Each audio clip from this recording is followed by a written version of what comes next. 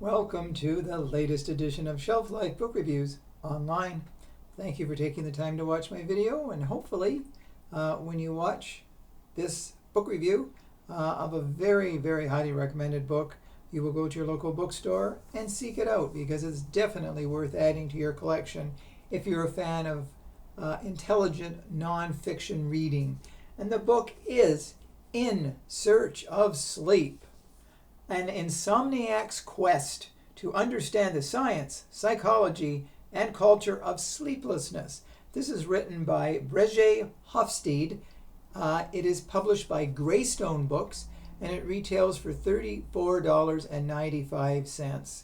I know, well, likely, without question, all of us at some time during our lifetime have had problems sleeping, whether it's prolonged insomnia or not, or just a couple of nights where you just can't relax and your mind goes into overdrive when you're trying to get to sleep. Insomnia affected this author, Bregje Hofstede, for 10 years, a full decade that she said she had insomnia. And finally, she resolved it by moving to a small village in France, living a rather frugal lifestyle, but still, it did affect her, and it inspired her to write this most informative book.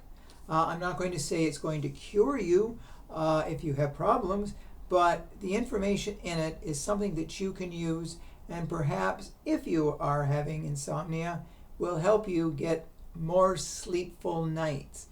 Now, Hamlet once said in the famous Shakespeare play Hamlet, "To sleep perchance to dream."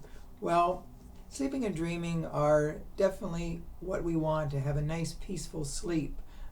We know the Greek god of sleep was Morpheus, and people want Morpheus to come and embrace them. There have been so many songs written about sleep and dreams, like Mr. Sandman, send me a dream, and songs about it. But in this book, the author looks at animals. She said it was very fascinating watching videos of animals sleeping, and she says the most impressive one was the otter, who sleeps on his back in the water with his hands tucked onto its little chest. Now, if the male and female otter are together, they hold on to one another and they sleep together, so they don't drift apart. They hold one another, and if there's a little baby, a pup, it clings to its mother's belly. And so it's fascinating, nature and humans. Everybody sleeps. The author says a lot of animals sleep standing up. So you try sleeping standing up and it might be interesting. But the book looks at reasons why we're having more problems than ever before sleeping. Like, let's face it, the world is different than it was 30, 40, 50, 60 years ago. There are so many outside distractions. People have their cell phones by their bed, and it wakes them up. Their computers are on all night, the bright lights. But the author looks at anxiety and depression as key elements in not being able to get to sleep, not being able to relax, to get your brain sort of to go into a sleepful state. And all throughout the book, Bregje Hofstede shows us all the variables involved in insomnia. And a lot of people have financial worries that drags on their mind, especially at night when they're laying there doing nothing. And during the day, maybe you're preoccupied with things, but at night when everything's quiet, you start to maybe digress, and it's just like, oh God, that money, I got to pay the bill. Oh, I got to get up first thing in the morning and call so-and-so. And it drags on the person. Now, the author also talks about other variables in having problems with sleeping.